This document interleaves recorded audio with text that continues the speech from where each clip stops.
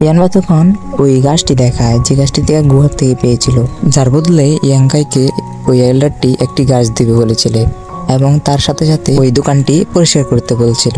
সে বলছে ঠিক আছে, এটা নিয়ে সে দৌড় মারে এবং সে তার বাড়িতে চলে যায়। ঘরে গিয়ে গাছগুলো দিয়ে সে ও কুলডনের মধ্যে রেখে দেয় এবং সে কুলডনটা অ্যাক্টিভেট করার সাথে সাথেই ওই কুলডনের থেকে অনেক বিষাক্ত ধরনের গ্যাস বেরোতে থাকে, যার কারণে ইয়ানফাইয়ের কাছে থাকা গোল্ডেন বাড়ি অ্যাক্টিভেট হয়ে তার পাওয়ার বাড়াতে থাকে। অনেকক্ষণ কাল্টিভেট করার পর ইয়াংফাই ভাবতে থাকলো আরও কিছু শক্তিশালী ঘাস পেলে সে তাড়াতাড়ি আরেকটা লেভেল বিকৃত করে নেবে। ওদিক দিয়ে দেখানো হয় সুমুস তার স্বপ্নে দোকানদারের মেয়েকে কিস করতেছিল। তখন সে উঠে দেখেছে তার বন্ধুকে কিস থেকে তার বন্ধু চিল্লাতে থাকে এবং সে দূর হয়ে যায় এবং বলে আমাকে ছেড়ে দেন, আপনি কই আছেন। সে ডাক দেওয়ার কারণে তার ঘুম থেকে সে উঠে যায়। সে উঠে দেখে সে তার বন্ধুকে চুমা দিচ্ছিল। এটা শুনে সে অবাক হয়ে যায়। সে তার বন্ধুকে বলে দেয় রাতে কখন আর আসবে না, তোমার ইজ্জত চলে যাবে। যেটা শুনে তার সাথীরা বলে আপনি তো বলেছেন আমাদের আসতে। সুমু বলে হ্যাঁ, আরে আমার তুমি তো ভুলে গেছি, আমি তো রেগেছি তো। হ্যাঁ, এখন তোমার জন্য এসেছো, আমরা ভালোভাবে ভাবো কেন থেকে কিভাবে কি মজা থাকানো যায়, কিভাবে তার সাথে প্রতিশোধ নেওয়া যায়, নইলে আজকে ঘুমাতে দেবো না তোদের। তাদের মধ্যে একজন বলে আমার কাছে একটা মজাদার প্ল্যান আছে, যেটা শুনলে আমরা ইয়ানফাইকে মজা দেখাতে পারবেন। ওই আইডিয়াটা শুনে সুমুর অনেক পছন্দ হয়। তারপরের দিন দেখা ইয়ানফাই সে তার দাঁড়ো দেওয়ার ডিউটি করছিল। তখনই সুমুর চামচা ইউনটেন এসে বলে আরে ইয়ানফাই কি করছে এখানে, এবং বলে কালকে যে ফাইটটা করেছেন সেটা থেকে তো পুরো মারাত্মক ছিল, আপনি চাওকে অনেক ভালোভাবে মারছেন, এটা থেকে আমি অনেক খুশি হয়েছি। ইয়ানফাই তাকে থেকে মনে হচ্ছে এটা তো সেই সুমুর চামচা, আমাকে কেন তেল মালিশ মাখছে এখানে, কিছু তো একটা গন্ডগোল তো আছে। তখন ইয়ানফাই বলে ওই যাওয়ার সাথে কি তোমার সাথে কোনো ঝগড়া ছিল? তখন সে বলে আরে ইয়ানফাই ব্রাদার, জিয়ানকে তো আমি দেখতে পারি না, সে একটা জানোয়ার, আমাকে শুধু মারধর করতো, তাই আমি আপনার কাছে জিজ্ঞাসা করছি। যেটা শুনে ইয়ানফাই বলে হ্যাঁ সে তো একটা জানোয়ারই, এবং সুমো একজন জানোয়ার, সে মানুষের রূপে একজন জানোয়ারই। এবং আমি আরও শুনেছি মানুষের কাছে, তো আমি এটাও শুনেছি যে তার নামে মানুষ বদনাম করে, সে একটা অসভ্য বেয়াদব লুচ্চা লম্পট চাঁদাবাজ চোর ডাকাত সবকিছুই বলে মানুষ তার নামে, এবং তার মতো মিথ্যাবাদী পৃথিবীতে হয়তো কেউই নেই। এবং দূর থেকে সুমু তার কথা শুনছিল। ইয়ানফাইয়ের কথা শুনে সুমুর অনেক রাগ হয় এবং তার রাগ দেখে তার সাথীরা বলে রাগ করেন না, কিছু হবে না, ঠান্ডা হয় না, আমরা ওকে মজা দেখাবো, এখন রাগ করলে প্ল্যান পুরো নষ্ট হয়ে যাবে। এগুলো শুনে ইউনটিয়ান বলে হ্যাঁ আপনি ঠিকই বলছেন সিনিয়র, এইগুলোই তার মধ্যে আছে বেশি বেশি করে, যে এইগুলোরই যোগ্য। সুমুর মুখ দেখে আমার মাথা গরম হয়ে যায়, পারি না মুখটাকে ভেঙে চুরমার করে দিই। তার কথা শুনে বলে না সে অতটাও খারাপ না, কিন্তু তুমি বলছো হয়তো হতে পারে। তখন ইউনটিয়ান বলে সে তো দুর্বলকে দেখলে গুলি করে এবং পাওয়ারফুল কাউকে দেখলে সে তার ভয়ে তার পায়ে ধরে ফেলে। সুমু দূর থেকে এগুলো শুনে তার বুকে ব্যথা শুরু হয়ে যায় এবং আর কিছু কথা শুনলে হয়তো সে হার্ট অ্যাটাক করে ফেলবে। তখন ইউনটিয়ান বলে আরে সিনিয়র কথা, আমাকে কিছু মুভ শেখান না, আপনার তো অনেক পাওয়ারফুল, আমি কিছু মুভ শিখিয়ে দেন। যেটা শুনে ইয়ানফাই মনে ভাবে সে তো আমার সাথে মারপিট করতে চাচ্ছে, ঠিক আছে একটু মজা দেখিয়ে দিই। ইয়ানফাই বুঝে গেছে যে ট্রেডিং নামে ইয়ানফাইকে মারতে এসছে এবং মারপিট করার জন্য ইয়ানফাইকে অনেক তেল মালিশ মাখছিল।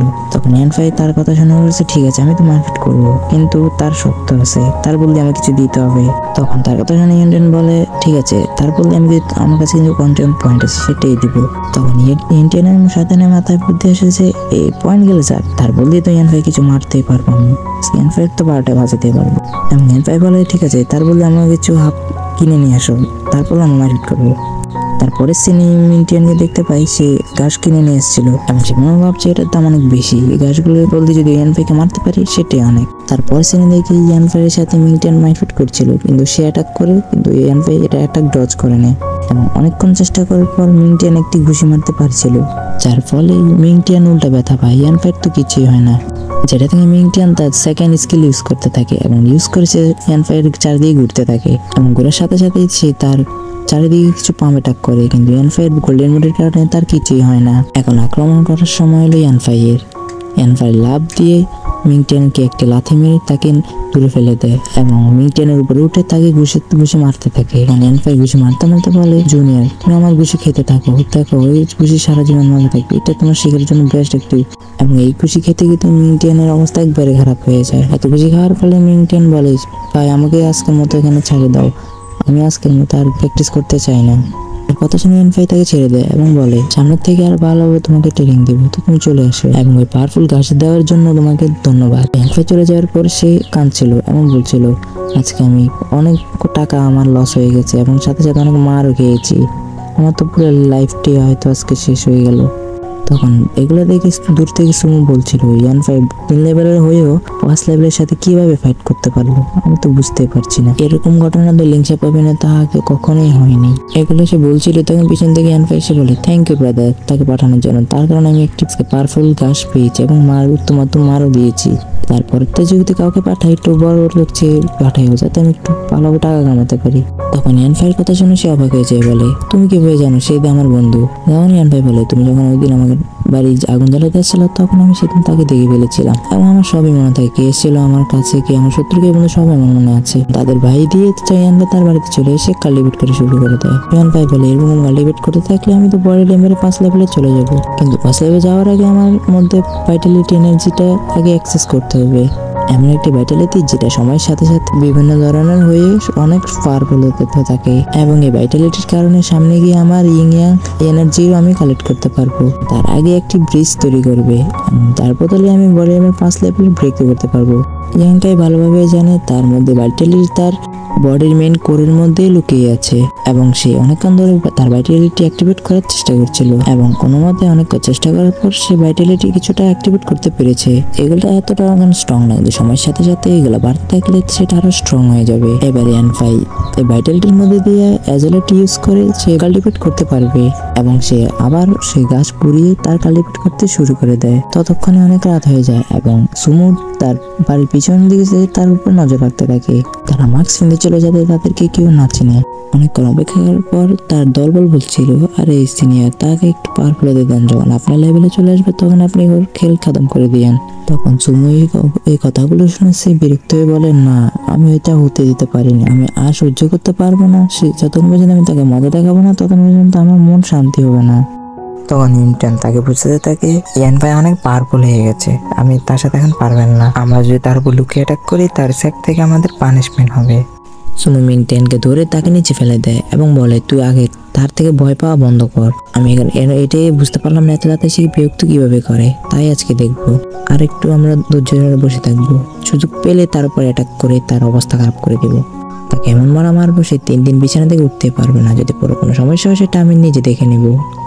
मगर सुमो के बंदे अभी भी कन्विंस नहीं थे कि वो यांग काई को हरा पाएंगे, इसलिए उन्होंने आपस में ही प्लान बनाया जिसकी सुमो को कोई खबर ही नहीं थी। अब सबसे पहले तो अपने 2 बंदों को यांग काई पर अटैक करने के लिए भेज देता है, लेकिन डोर के पास जाते ही वो दोनों जानबूझकर बेहोश होने का नाटक करने लगे। इधर युनटियान सोचता है कि पता नहीं ये सुमो उस बंदे के पीछे क्यों पड़ा है, ये उसे हरा तो नहीं सकता मगर बार बार उसकी उंगली कर रहा है। अब युनटियान भी यांग के घर में घुसने के बहाने से अपने साथियों के पास पहुंच गया। वो लोग युनटियान को देखकर उसके सामने चुपचाप से बेहोशी का नाटक करने लगे, तो युनटियान भी सेम वैसे ही करता है। শুরু করেছিল মিংটিয়ান অজ্ঞান হওয়ার আগে বলছিল সুমুকে বলছিল এখানে আসবেন না, এখানে বিষাক্ত ঘাস আছে যেটা দয়া হয়ে আপনি অজ্ঞান হয়ে যাবেন, এখানে আসবেন না। তখন মিংটিয়ান মনে মনে ভাবছিল বাঁচতে হলে অ্যাক্টিং স্কিল জীবনে অনেক গুরুত্বপূর্ণ, সবাইকে বাঁচতে হলে অ্যাক্টিং করতে হবে। সুমু গিয়ে তাদের লাথি মেরে উঠিয়ে দেয়। সুমু জানে তারা অ্যাক্টিং করছিল, বলে তাড়াতাড়ি উঠ শালা, অ্যাক্টিং বন্ধ কর। সুমু তাদের উপর রেগে হাতে একটি লাঠি নিয়ে ইয়ান 5 ঘরের দরজার সামনে চলে যায়। যখনই দরজা ধরে সে গ্যাস তার নাকের সে অজ্ঞান হয়ে নিচে পড়ে যায়। তা দেখে তার চামচারা বলে বস আপনি অ্যাক্টিং স্কিল অনেক ভালো, চেক করতে যায় তখন থেকে আসলে সে অজ্ঞান হয়ে গেছে। তখন ওদের 4 জনের সামনে অদ্ভুত সেই ধোঁয়াটি আসে এবং আসার কারণে তাদের চোখ লাল হয়ে তারা নিজেদের মধ্যে মারপিট করতে শুরু করে দেয়। এভাবেই তারা মারপিট করতে করতে তারা ওখান থেকে চলে গেল এবং ওদিক দিয়ে ওদের আওয়াজে ইয়ান 5 তাদের দেখে নিয়েছে।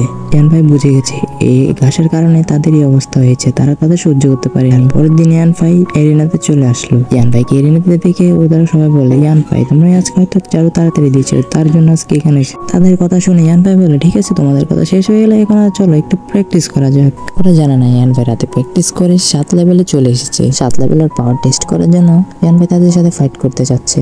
এরিনাতে সকল প্লেয়ারদের সাথে ফাইট করার জন্য ইয়ান 5 তাদের চ্যালেঞ্জ করে। ইয়ান 5 এর কথা শুনে ওরা সবাই রাজি হয়ে যায়। ওরা ভাবছে ওরা আজকে ইয়ান 5কে 12 উত্তম দিবে। ইয়ান 5 যে কতটুকু পাওয়ার হয়েছে তারা হয়তো জানে না, জানলে হয়তো কখনোই ফাইট করতো না। তখনই তাদের মধ্যে একজন ইয়ান 5 মাথার দিকে একটি ঘুষি মারছিল। তখন ইয়ান 5 তার মাথা দিয়ে সেটা ডজ করে ঘুষিটি নিজেই সে ব্যথা পেয়েছে। ইয়ান 5 কিছু হয়নি। এটা থেকে ইয়ান 5 তাকে একটি ঘুষি মারে, যার কারণে সে নক আউট হয়ে যায়। এটা দেখে সবাই তাকে মারার জন্য এগিয়ে আসছিল এবং ইয়ান 5 তাদের এক এক করে সবাইকে উত্তম দিয়ে দেয়। এটা থেকে ইয়ান 5 বলে ঠিক আছে তোমরা সবাই আরেকটা রাউন্ডের জন্য চলে আসো।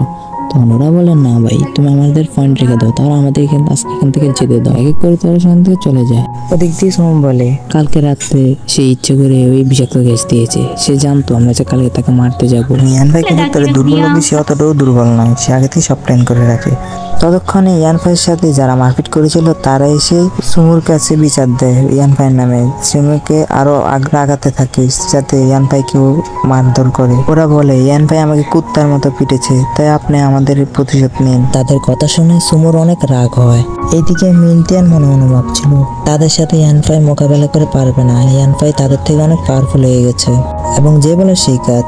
সুমু এদের কথা শুনে আরো রেগে বলে আমি তো এবার ছাড়বই না ওকে। এখানে ভেসে গেল মাঝখান দিয়ে মিন্টিয়ান। তখন সে রোমান্টিক আওয়াজে বলে আমরা সময় এখানে, কারণ আমাদের ভাগ্যে এখানে লেখা আছে, তাই আমাদের উচিত সবাইকে শুধরে রাখা ও ভালো মানুষ হওয়া, নিজেকে ভালো মানুষ করে এবং সব ঝগড়া চাকরি থেকে নিজেকে মুক্ত করা। তার কথা শুনে সুমু তাকে একটি ঘুষি মেরে নিচে ভাগিয়ে দেয়। সুমু বলে সবসময় আমার শুধু এটাই রাগ হয় যে আমি ইয়ানফাইকে কিছু করতে পারি না। প্রথমত ইয়ানফাই আমার সেটিংও নষ্ট করেছে, তারপর সবার সামনে আমাকে অপমান করেছে, তার প্রতিশোধের জন্য আমি জানি না কি করবো তারে। তখন মিন্টিয়ান সুমুকে আরেকটি প্ল্যান বলে, যেটা সাকসেসফুল হলে সুমুর রিভেঞ্জ কমপ্লিট হয়ে যাবে। ওই দিকে ইয়ানফাইয়ের 7 লেভেলে আপডেট হওয়ার কারণে ওই মিস্টিরিয়াস বইয়ের আরেকটি নতুন টেকনিক ওপেন হয়, যেটার নাম হলো ইয়াংজু টেকনিক। এই টেকনিকের বিশেষ কারণ হলো যেখানে ইয়াং পাওয়ার আছে সেখানে সেটা কাল্টিভেট করতে পারবে। এই ইয়াংজু টেকনিকটা ইউজ করলে তার বডির তাপমাত্রা অনেক বেড়ে যাবে। ইয়াং ভাই একবারই প্র্যাকটিস করেছে, যার ফলে তার একিউপাংচারটি খুলে যায় শরীরে এবং যার ফলে সে ইয়াং পাওয়ারটি ভালোভাবে ইউজ করতে পারছে, যার ফলে চারপাশে পড়ার কারণে তুফানের মতো চলে এসেছে। কিছুক্ষণ প্র্যাকটিস করার পর সে ওই টেকনিকটাকে মাস্টার করে ফেলেছে। তারপরের ধাপে যাওয়ার জন্য ইয়াং ভাইয়ের আরো ভালো ইয়াং এনার্জি লোকেশন খুঁজতে হবে। সে যদি এমন জায়গায় খুঁজে নেয় যেখানে ইয়াং এনার্জি থাকবে, সেখানে সে ইয়াং এনার্জির বল বানাতে পারবে এবং সে বলে রাতে সে ইয়াং এনার্জির সোর্স খুঁজবে, কারণ ইয়াং এনার্জি দিনে দেখা যায় না, রাতে দেখা যায়, যার জন্য সে তার টিনের চালের উপরে ছাদে বসে থাকে। বিকালতে দেখে ইয়াং এনার্জির সোর্স ঝলমল করছে। সে আলোকে ফলো করতে করতে সে চলে যায় ট্যাঙ্ক স্ট্রিমে পৌঁছে যায়। সে ওখানে গিয়ে দেখে ইয়াং এনার্জির ভান্ডার, যে নিচের দিকে এনার্জি ঝলমল করছে। সে মনে মনে ভাবছে আমি তো কখনো এখানে আসি নাই। ইয়াং এনার্জিকে সবাই দেখতে পায় না, যারা ইয়াং এনার্জি কাল্টিভেট করে শুধু তারাই ইয়াং এনার্জিকে দেখতে পায় এবং সে কাল্টিভেট করতে বসে যায় এবং এটা কাল্টিভেট করার কারণে শরীরের ভাইটাল এনার্জি অনেক গুণ বেড়ে যায় এবং শরীরের বডি অনেক স্ট্রং হয়ে যায়। এই টেকনিকটা প্র্যাকটিস করতে অনেক কঠিন, তাই জন্য সবাই এটাকে স্কিপ করে ফেলে। ওইদিকে ইয়ানফাই কাল্টিভেট করছিল, তখন তার চারপাশে ইয়াং এনার্জির একটি ড্রাগন গ্রুপ ছিল। অনেকক্ষণ ঘোরাঘুরির পর সেই ইয়াং এনার্জির ড্রাগনটি ইয়াংফাইয়ের শরীরে প্রবেশ করে ফেলে। সকাল ধরে কাল্টিভেট করার পর ইয়াং এনার্জির একটি ড্রপ বানাতে সক্ষম হয়। ওই ড্রপের একই হিটে একটা পাথর পুরো চুরমার হয়ে যায়। বুঝতেই পারছেন এই ড্রপের পাওয়ার কতটুকু ভয়ঙ্কর। এই ইয়াং এনার্জি তৈরি হতে ইয়াংফাইয়ের অনেকগুলো ইয়াং এনার্জি ওয়েস্ট হবে। এই এনার্জিটি শুধু বিপদের সময় ইউজ করার প্রয়োজন। হঠাৎ ইয়াংফাইয়ের পিছনে একটি এল্ডার এসে দাঁড়িয়ে থাকে। ইয়াংফাই ভয় পেয়ে চারদিকে অ্যাটাক করে দেয়। তখন এল্ডারটি সময় থাকতে সাইড হয়ে যায় এবং ইয়ানফাইয়ের কাছে সেই 2 অ্যাঙ্গেল দিয়ে হিট করে ইয়ানফাইকে দূরে পাঠিয়ে দেয়। তখন ইয়ানফাই তো অবাক হয়ে দেখায়। তখন ইয়ানফাই অবাক হয়ে এল্ডার দিকে তাকিয়ে থাকে। এল্ডার বলে এই যে বালক, তুমি তো অনেক তাড়াতাড়ি ইয়াং লিকুইড বানাতে শিখে গেছো, কিন্তু তোমার বন্ধু আর শত্রুর মধ্যে পার্থক্যটা তুমি এখনো চিনতে পারোনি। তখন ইয়ানফাই মনে মনে ভাবে আগে কখনো আমি এরকম এত তাড়াতাড়ি কাউকে অ্যাটাক করিনি, আমার বডি এত তাড়াতাড়ি রেসপন্স কিভাবে করে তা এখন আমি জানি না। যেটা ভেবে সে ওই এল্ডার থেকে মাফ চায়। ইয়ানফাই বলে আপনি যে পিছন দিয়ে এসেছেন আমি তো ভয় পেয়ে গেছি, যার কারণে আমি অ্যাটাক করে দিয়েছি, প্লিজ আমাকে ক্ষমা করে দেবেন। এরপরে সিনে দেখা ইয়ানফাই এল্ডারের নাম জিজ্ঞেস করছিল। ইয়ানফাইয়ের কথা শুনে এল্ডার বলে আমাকে তুমি এল্ডার 11 বলতে পারো। এল্ডারের কথা শুনে ইয়ানফাই মনে মনে ভাবছে এটা হয়তো লিঞ্চ প্রবীণের 11 নাম্বার এল্ডার হতে পারে, মানে 11 নম্বর এল্ডার। কারণ ওই এল্ডারটি বলে তোমাকে দেখে আমার একটি বন্ধুর কথা মনে পড়ে যায়, সেও এখানে এসে প্র্যাকটিস করতো। তখন ইয়ানফাই বলে আমি তো শুনেছি এখানে যারা ক্রাইম করে তাদেরকে এখানে এনে শাস্তি দেওয়া হয়, যেটা পুরো অদ্ভুত অন্যরকম লাগে। তখন ওই এল্ডারটি ইয়ানফাইকে একটি কাহিনী বলে। কয়েক হাজার বছর আগে এখানে একটি মাস্টার এসেছিল। সে দেখে ইভাল একটি ভয়ঙ্কর মনস্টার এখানে মানুষকে মারছিল, যেটা থেকে সে মাস্টারটি তার তলোয়ারটি বাইর করে এবং সেটা তাকে শেষ করার জন্য তার সাথে অনেকক্ষণ ফাইট করে এবং ফাইট করতে করতে সেই মনস্টারটিকে হারিয়ে দেয়। ঠিক তখনই এই ড্রাগন স্টিমটি তৈরি হয়। তো ভালোভাবে ওই মনস্টারটি মারা গেছে, তারপরে ওই মাস্টারের কিছু সন্দেহ ছিল, যার জন্য লিংসা পারমেন্টটি এখানে তৈরি করে। এইটাই হলো আমাদের সেক্টের অরিজিনের কাহিনী। আমাদের পুরনো অ্যানসেস্টাররা এখানে অনেকক্ষণ পাহারা দেয়, অনেক কড়া পাহারা দিয়ে পরে আমরা শয়তান স্টুডেন্টদের এখানে এসে বন্দি করে রাখি। কিন্তু এই ট্র্যাপ ড্রাগন স্ট্রিমে একটি ইয়াং এনার্জির ট্রেজার আছে, এটা এখনো দেখা যায়নি।